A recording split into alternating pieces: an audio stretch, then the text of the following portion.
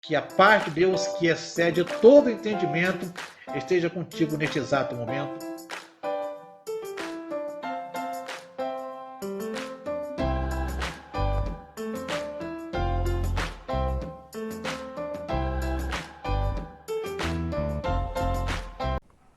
Saudações, sejam todos bem-vindos ao nosso estudo. Nós temos estudado uma série de estudos, temas da Bíblia, e hoje o nosso tema é a vontade de Deus. E o nosso tema hoje, nós começamos ele em forma de uma pergunta, e a pergunta é a seguinte: qual é a vontade de Deus para a minha vida? Qual é a vontade de Deus para a minha vida? Antes de entrarmos no estudo propriamente dito, nós vamos orar, pedir ao nosso Deus a sua orientação para aquilo que estaremos estudando. Vamos orar? Deus, te agradecemos por esta oportunidade, colocamos a nossa vida em tuas mãos e pedimos que o teu Espírito nos ilumine para que possamos entender aquilo que nós vamos ler, aquilo que vamos ouvir, aquilo que vamos estudar, e que o teu Espírito nos ajude a colocar em prática o que vamos aprender com a tua palavra nesta ocasião. É a minha oração em nome do Senhor Jesus. Amém. Amém? Qual é a vontade de Deus para a minha vida? Paulo, escrevendo a sua carta à igreja que estava em Roma, Romanos capítulo 12, versículo 2, ele vai falar: e não vos conformeis com este mundo, mas transformai-vos pela renovação da vossa mente, para que experimenteis qual seja a boa, agradável e perfeita vontade de Deus. Qual é a vontade de Deus para a minha vida? Muitas vezes, diante de algumas circunstâncias, alguns desafios, alguns trabalhos a serem feitos no reino de Deus, nós perguntamos: o que é que Deus quer que eu faça? Qual é a vontade dele para a minha vida? Bom, a vontade específica de Deus para a minha vida, ela pode me fazer entender algumas situações. Primeira situação: Deus é quem de fato conhece a sua vontade para a nossa vida, para a minha vida. Segunda coisa é que esta pergunta me faz entender ou pensar é que há coisas que não conhecemos sobre a vontade de Deus, e você vai poder ver isto lá em Deuteronômio, capítulo 29, versículo 29. A terceira verdade que responde a esta pergunta é que a vontade de Deus, ela é boa, agradável e perfeita, como lemos inicialmente, Romanos capítulo 12, versículo 2, e a referência para a primeira resposta que eu dei, que fala sobre Deus é quem de fato conhece a sua vontade para a nossa vida, nós encontramos em Jeremias 29, versículo 11. Diante desta grande pergunta, qual é a vontade de Deus para a minha vida, surgem algumas outras situações, algumas perguntas que devemos fazer. Primeira pergunta: eu quero saber qual é a vontade de Deus para a minha vida? Eu quero saber qual é a vontade de Deus para a minha vida?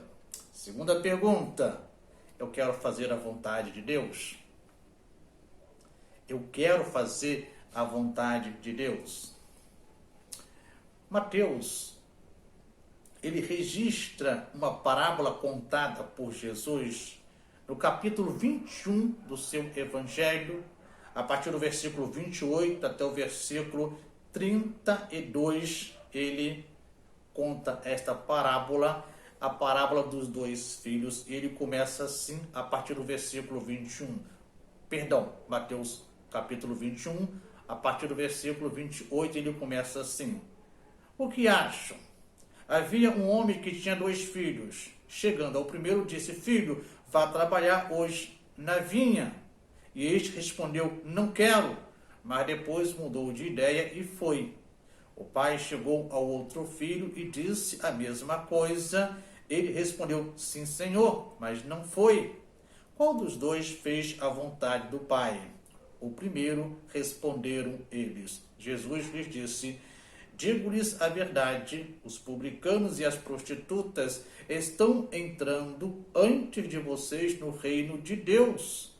Porque João veio para lhes mostrar o caminho da justiça e vocês não creram nele, mas os publicanos e as prostitutas creram. E mesmo depois de verem isso, vocês não se arrependeram nem creram nele. Jesus aqui está se dirigindo não só aos seus apóstolos, discípulos e multidões, mas também às autoridades religiosas do povo judeu.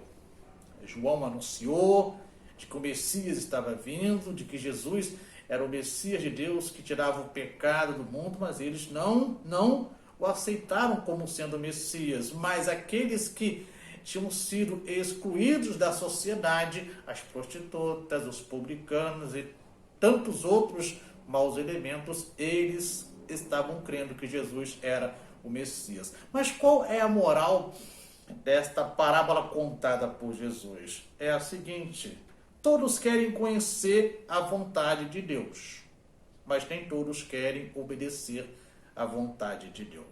Todos querem conhecer a vontade de Deus, mas nem todos querem obedecer à vontade de Deus. Para fazer a vontade de Deus, precisamos fazer ajustes em nossa vida. Para fazer a vontade de Deus, precisamos fazer mudanças em nossa vida, abandonar aquilo que não agrada a Deus, abrir mão do controle da nossa vida. É Jesus que vai assumir a direção da nossa vida, deixar de ser o centro da própria vida. Eu não sou mais o centro da minha vida. Jesus é o centro. Tudo vai girar em torno de Jesus. Agora, eu preciso sair da minha zona de conforto, da minha esfera de conforto. Eu preciso verdadeiramente ser um discípulo de Jesus. Quanto mais perto andamos do Senhor, menos controle nós temos da nossa vida. Quanto mais perto andarmos do Senhor, menos controle teremos da nossa vida. O salmista, em Salmos 37, versículo 5, ele fala: entrega o teu caminho ao Senhor, confia nele e ele agirá.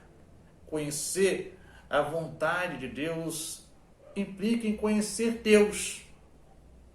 E conhecer Deus vai implicar em saber quem Ele é, saber o que Ele é capaz de fazer e saber também aquilo que Deus não pode fazer.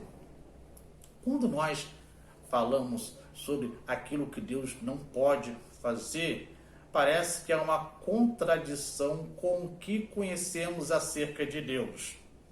Nós falamos que Deus é o Todo-Poderoso, que Ele tem todo o conhecimento, que Ele está presente em todos os lugares, que Ele é eterno, infinito. Como então há coisas que Deus não pode fazer, mas existe sim? Quer ver? Eu vou compartilhar algumas com vocês. Deus não pode mentir. Até porque se Ele mentisse, Ele seria o pai da mentira e não o diabo, que é o pai da mentira. Vejamos isto na palavra de Deus. Deus não é homem para que minta, nem filho de homem para que se arrependa. Acaso ele fala e deixa de agir? Acaso promete e deixa de cumprir? Números capítulo 23, versículo 19. O que Deus promete, Deus cumpre. O que Deus fala, Deus cumpre.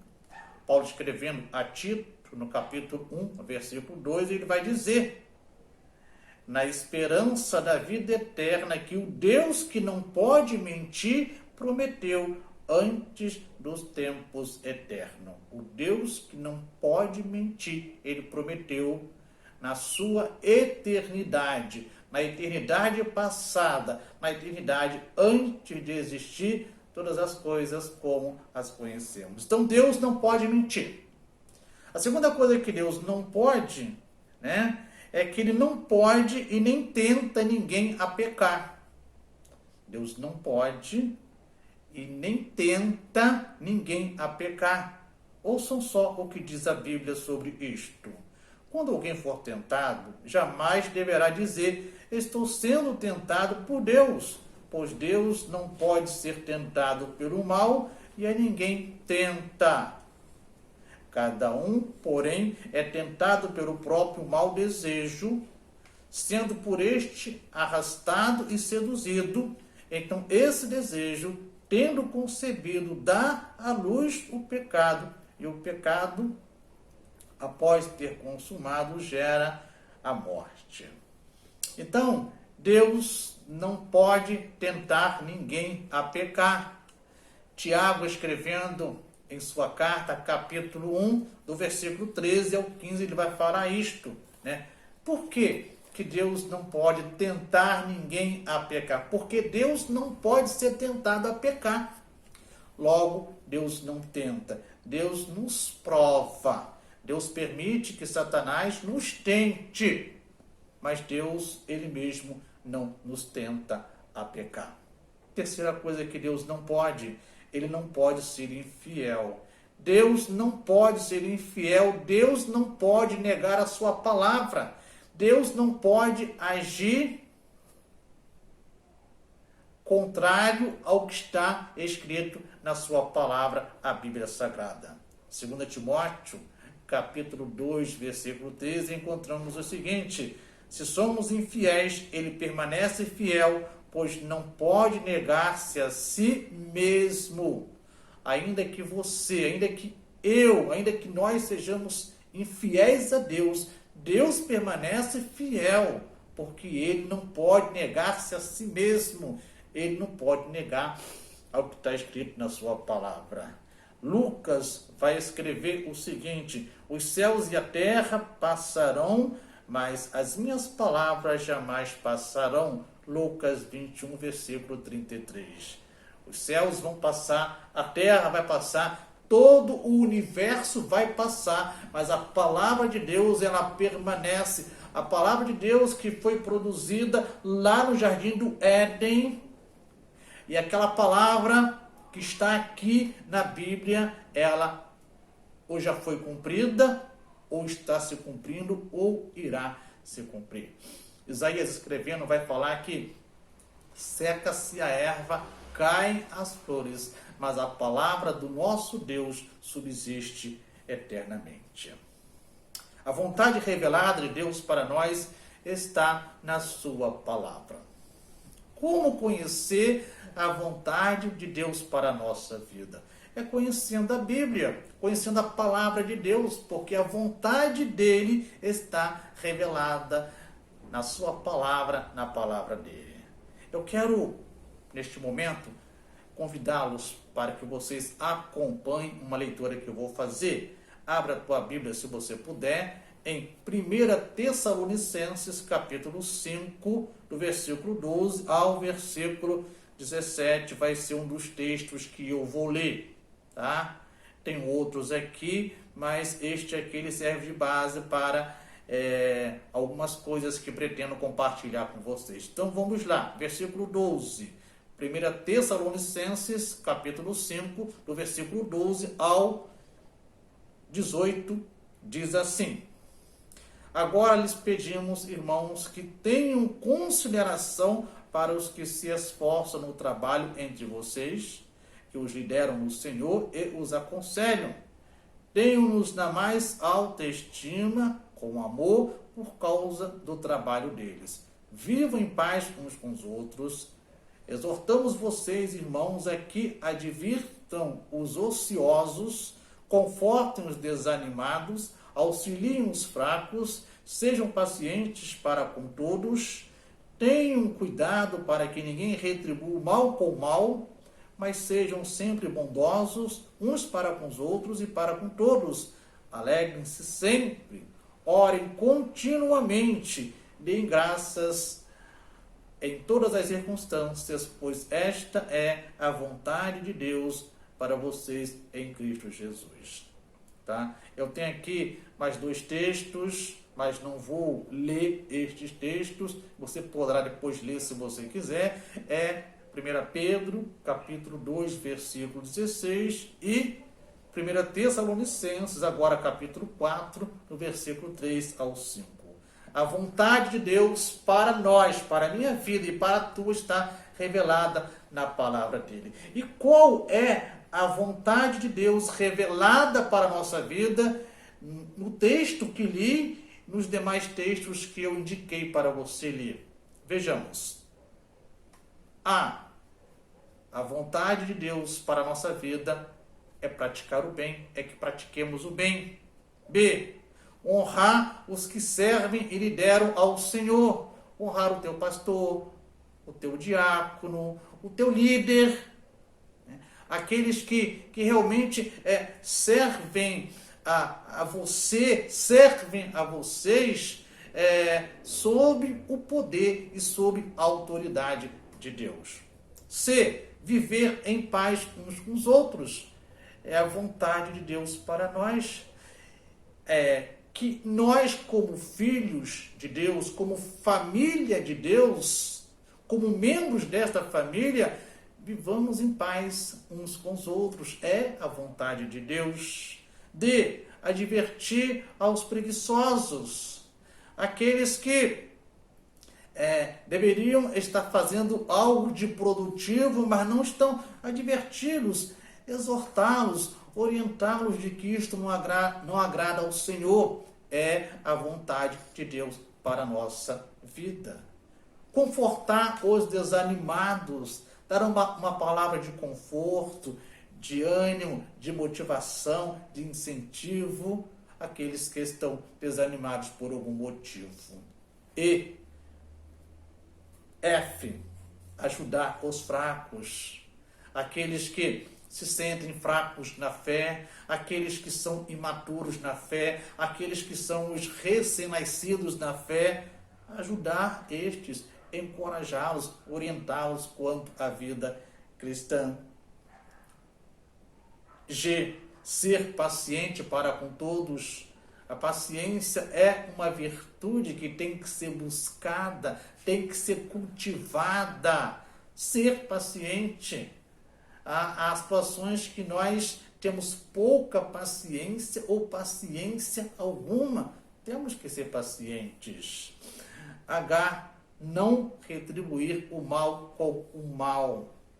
Não pagar o mal com a mesma moeda. É o que Deus deseja para nós que somos seus filhos, para nós que somos a família de Deus. E ser sempre bondosos, ser bons, ser benignos, ser longânimos. É o Espírito, é o fruto do Espírito, estes gomos presentes em nossa vida. J, alegrar-se sempre. Alegrem-se sempre no Senhor. Não é viver alegre ou alegrar-se por causa das lutas, dos problemas, não. Mas se estivermos enfrentando alguma luta, algum problema, alguma dificuldade, alguma aflição, vamos nos alegrar, porque Deus vai nos dar vitória. Não estamos sozinhos. As lutas, os problemas, as dificuldades e tantas outras coisas, elas surgem com um fim didático, com um fim pedagógico, com um fim de nos ensinar alguma coisa que ainda não sabemos, que precisamos aprender. K, orar continuamente. Eu costumo dizer que a oração é o pulmão do crente, é o pulmão do discípulo de Jesus. Quando nós oramos, parece que tiramos um enorme peso que estava sobre nós. Orar é conversar com Deus, é ter intimidade com Deus. L, dar graças em todas as situações. M, que sejamos santificados, buscar uma vida de santificação, de integridade, de idoneidade. buscar viver uma vida próxima do Senhor, porque diz a Bíblia que sem santificação não veremos a Deus. N, que nos afastemos das imoralidades, que temos cuidados com as coisas imorais, coisas que somos tentados a pensar, coisas que somos tentados a fazer. Devemos ter cuidado com isto. E, que tenhamos o controle do nosso corpo, que tenhamos o controle das nossas emoções. Jeremias vai falar que enganoso é o nosso coração. Não podemos nos deixar dominar pelas nossas emoções. Precisamos estar no controle das nossas emoções, e isto só será possível se nós conhecermos a vontade de Deus. Mas como conhecer a vontade de Deus? Já falei, lendo a palavra do Senhor, meditando na palavra do Senhor, conhecendo a palavra do Senhor. Deus quer que eu conheça a vontade específica dele para a minha vida? Qual seria a tua resposta? Deus quer que você conheça a vontade específica dele para a sua vida? A resposta é sim. Deus quer que você conheça a vontade dele para a sua vida. Paulo, escrevendo aos Colossenses, no capítulo 1, versículo de 9 a 11, ele diz assim: por essa razão, desde o dia em que o ouvimos, não deixamos de orar por vocês e de pedir que sejam cheios do pleno conhecimento da vontade de Deus. A nossa oração deve ser que cada irmão na fé, cada membro da família de Deus, seja cheio do pleno conhecimento da vontade de Deus. Paulo fala que estava orando pelos crentes de Colossos, pelos colossenses, para que eles fossem cheios do pleno conhecimento de Deus. Aí ele continua dizendo o seguinte: com toda a sabedoria e entendimento espiritual. E isso para que vocês vivam de maneira digna do Senhor e em tudo possam agradá-lo, frutificando em toda boa obra, crescendo no conhecimento de Deus e sendo fortalecidos com todo o poder, de acordo com a força da sua glória, para que tenham toda a perseverança e paciência com alegria. Todas estas virtudes, elas podem estar presentes em nossa vida. É só buscarmos este conhecimento na palavra de Deus. Paulo, escrevendo aos Coríntios, em sua primeira carta, no capítulo 2, versículo 9, ele vai dizer: todavia, como está escrito, olho nenhum viu, ouvido nenhum ouviu, mente nenhuma imaginou o que Deus preparou para aqueles que o amam. Olha só, o que Deus preparou para aqueles que o amam é profundo. É profundo demais. Por mais que você dê asas à tua imaginação, por mais que você tenha aí várias formações acadêmicas, mas você não vai compreender a profundidade daquilo que Deus tem preparado para você. Aí ele continua no versículo 10. Mas Deus o revelou a nós pelo meio do Espírito. Deus nos revela a sua vontade através do seu Espírito, através da sua palavra. E o texto continua falando que ninguém conhece a mente de Deus a não ser o seu Espírito. E o Espírito que sonda o Eterno, ele nos comunica a vontade do Eterno para a nossa vida. Lá no final do versículo 12, aí em 1 Coríntios 2, versículo 12, nós lemos o seguinte: o Espírito procedente de Deus, para que entendamos as coisas que Deus nos tem dado gratuitamente. Ou seja, o Espírito Santo, aquele que vem de Deus, aquele que foi prometido pelo Senhor Jesus, ele nos capacita a entender aquilo que Deus tem para nós gratuitamente. Romanos capítulo 12, versículo 2, eu já li no início do meu estudo, mas quero repetir este versículo.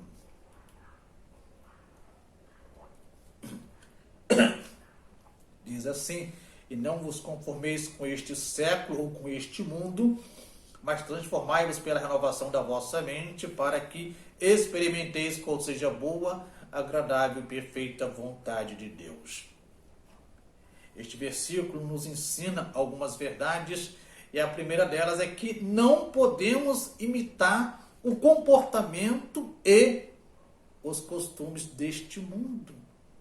Não podemos imitar o comportamento e os costumes da sociedade afastada da vontade, da presença e do querer de Deus. Não podemos.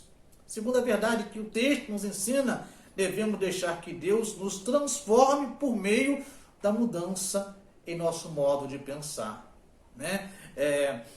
E não vos conformeis com este mundo, mas transformai-vos pela renovação da vossa mente, para que experimenteis. Só vamos experimentar a vontade de Deus se a nossa mente for transformada pelo poder de Deus. E terceira verdade, assim experimentaremos a boa, agradável e perfeita vontade de Deus para nós. Quero caminhar para a conclusão do meu estudo nesta ocasião, dizendo o seguinte: para conhecer e experimentar a vontade de Deus, preciso do Espírito Santo me conduzindo, me guiando. Preciso mudar minha maneira de pensar. Preciso ter fé, porque sem fé é impossível agradar a Deus, porque aqueles que confiam que Deus vai recompensá-los precisam aproximar-se de Deus tendo fé e preciso simplesmente obedecer. É só obedecer.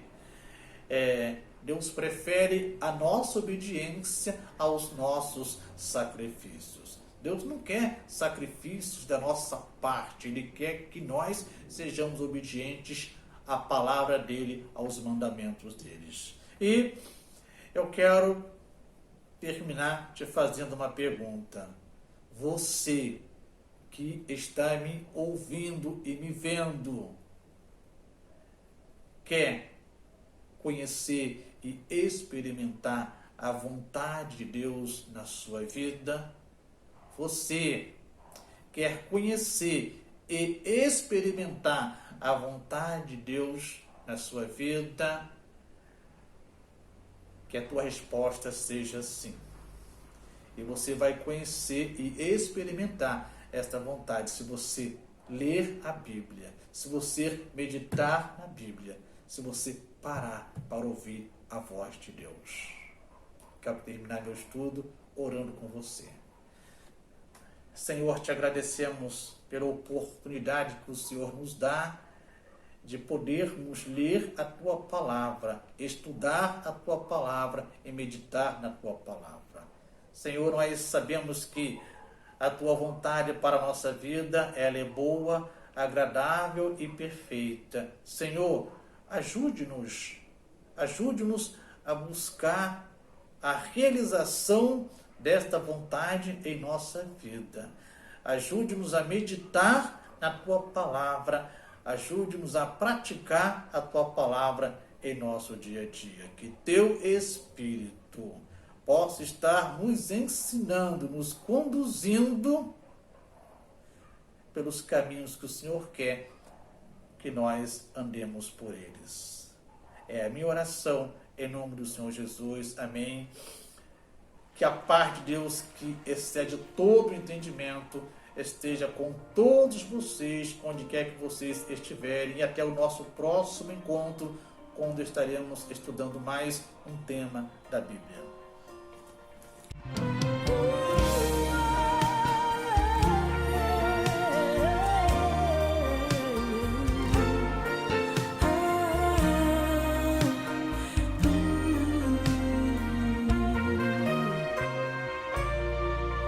É só esperar acontecer.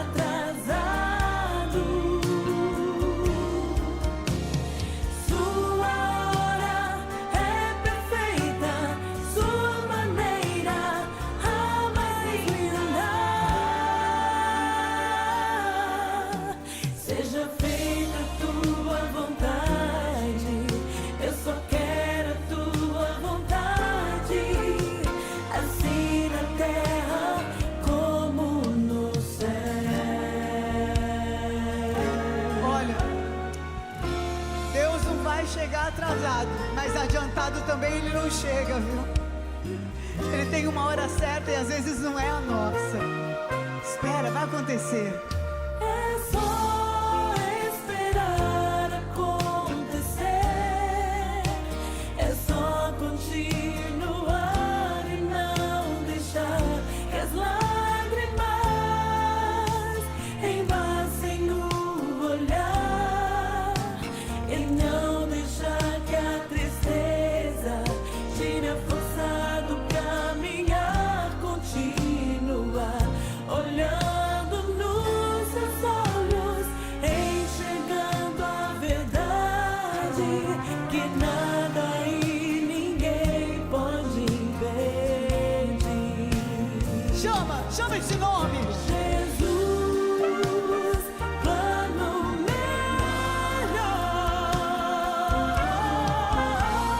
nunca chega atrasado. Sua hora é perfeita, sua maneira a mais linda. Seja feita tua vontade,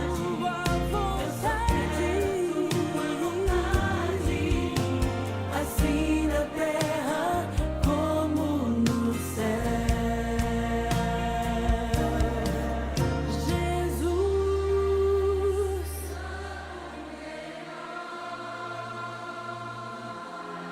Que lindo.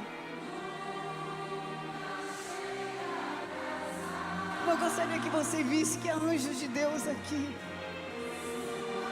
A presença do Senhor tão palpável.